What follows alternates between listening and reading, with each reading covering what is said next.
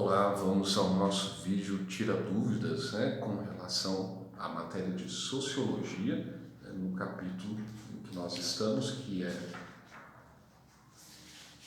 o capítulo 5º, o trabalho nas diferentes sociedades. Eu vou me valer de algumas questões de Enem e outros vestibulares para nós tirarmos algumas dúvidas importantes sobre este tema. É importante, nesse capítulo, ter em mente não só, como disse, a parte histórica, mas a concepção de filósofos e sociólogos com relação à interpretação do mundo do trabalho. Então vamos lá à nossa primeira questão. Observe duas icônicas cenas do filme Tempos Modernos, de Charles Chaplin. Na primeira, sua personagem repete mecanicamente um gesto de operação fabril. Na segunda, ele está sendo alimentado por uma máquina. Ambas remetem a uma forma de organização interna da indústria que gera como consequência para a mão de obra nela inserida e vejamos a correta. Vamos às opções. Opção A. Crescente diminuição da jornada diária de trabalho que ocorre porque as máquinas trabalham sozinhas. Não é o caso. Nós temos, aliás, que durante a Revolução Industrial houve uma carga horária de trabalho muito grande, muito abusiva, mesmo tendo uma capacidade grande de produção, justamente para aumentar ainda mais a produção com base na exploração da mão de obra humana. Opção B. Perda radical de conteúdo do trabalho vivo, em que o operário que movimenta a máquina não compreende nada, não sabe nada.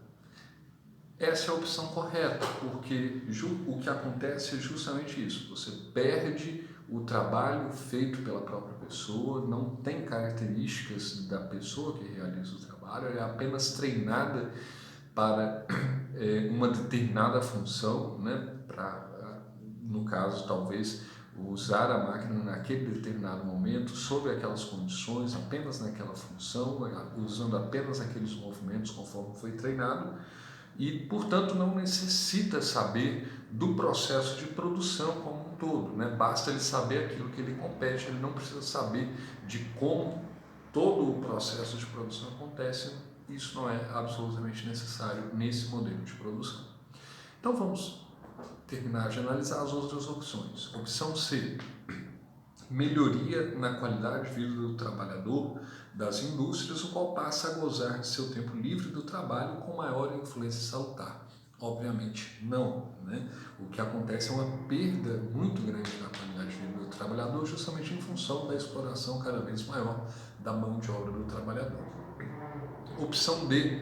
Maior estabilidade nos cargos ocupados, visto que os funcionários que ocupavam tais cargos precisavam ser muito especializados. Não, é o contrário. Os funcionários não precisavam ser muito especializados, bastavam ser minimamente treinados para uma função específica e, portanto, a rotatividade poderia acontecer com muita facilidade naquela função. A estabilidade seria muito pequena. E a opção crescente melhoria na eficiência para com a prevenção de acidentes, visto que as máquinas não trariam danos ao ser humano em trabalhos repetitivos. Ao contrário, trabalhos repetitivos geram justamente lesões ao corpo humano, Então não há uma preocupação com isso. Vamos à nossa próxima questão.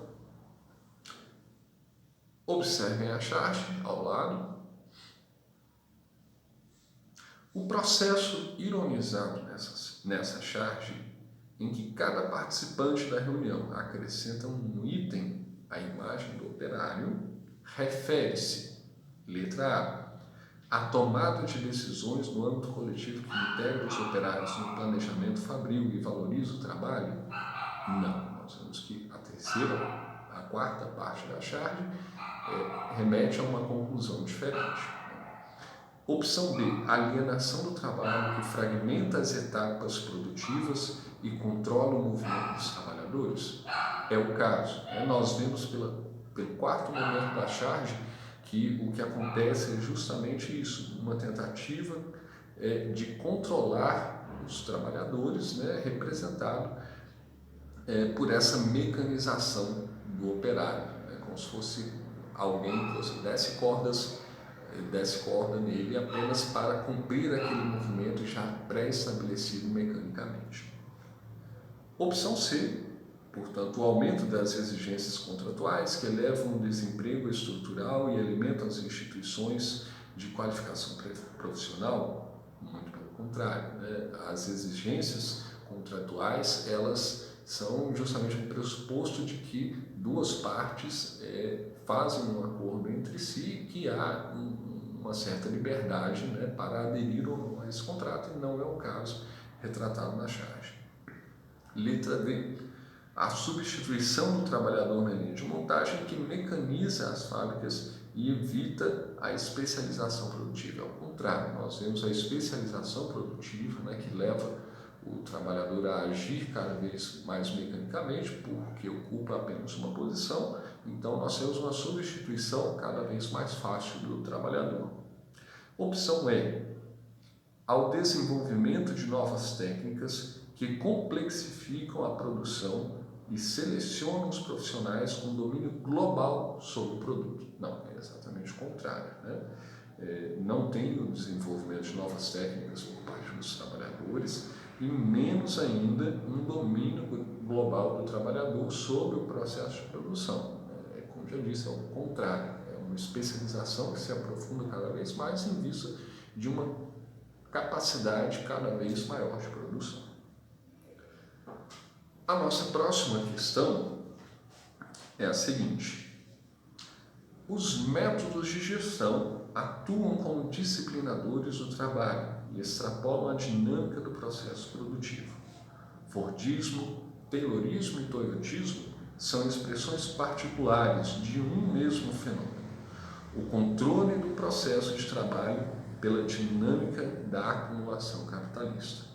O sistema Toyota de produção, ou Toyotismo, foi concebido para eliminar absolutamente o desperdício e superar o modelo de produção em massa norte-americano. As bases desse sistema se ancoram em dois pilares, sendo o just-in-time e a automação com um toque único. O just-in-time é o principal pilar do modelo de produção toyotista. Segundo esse princípio, vejamos as opções. O trabalhador se especializa em etapas da linha de montagem, tornando-se mais produtivo? Não é o caso, né? Nós vemos que justamente o objetivo é um pouco diferente, né, no toyotismo. Há o objetivo, sim, de ter uma qualidade de produção e uma produção dentro de um tempo, portanto, uma produtividade bastante alta, né, mas o trabalhador ele não vai exatamente se especializar em etapas, mas ele vai ter uma função diferente, que é de acompanhar o processo de produção para garantir a personalização do produto final. Opção B, a geração de estoque era necessária para reduzir o desperdício. Não, nós vemos que a produção no toyotismo é ao contrário, ela é sob demanda. Opção C, a flexibilização da produção independe das exigências do mercado consumidor. É o contrário, né? O mercado consumidor é que vai determinar como ele quer o seu produto. Opção D, o grande objetivo era reduzir os custos por meio da padronização do produto. Não é esse o caso também, porque o objetivo, né, não era a padronização do produto, mas ao contrário, a personalização do produto para atender maior aquele que iria consumi-lo, aquele que vai adquiri-lo. Portanto, a nossa opção é a opção E, que é a correta. A produção ela ocorre de acordo com a demanda, ou seja, primeiramente vende-se o produto para depois comprar a matéria-prima. É justamente isso a produção sob demanda, acompanhada dessa personalização do produto, no qual a posição do trabalhador ela é diferente, por exemplo, do taylorismo, como nós já vimos nas aulas e vamos ter agora também uma questão sobre ele. A nossa questão sobre o Taylorismo.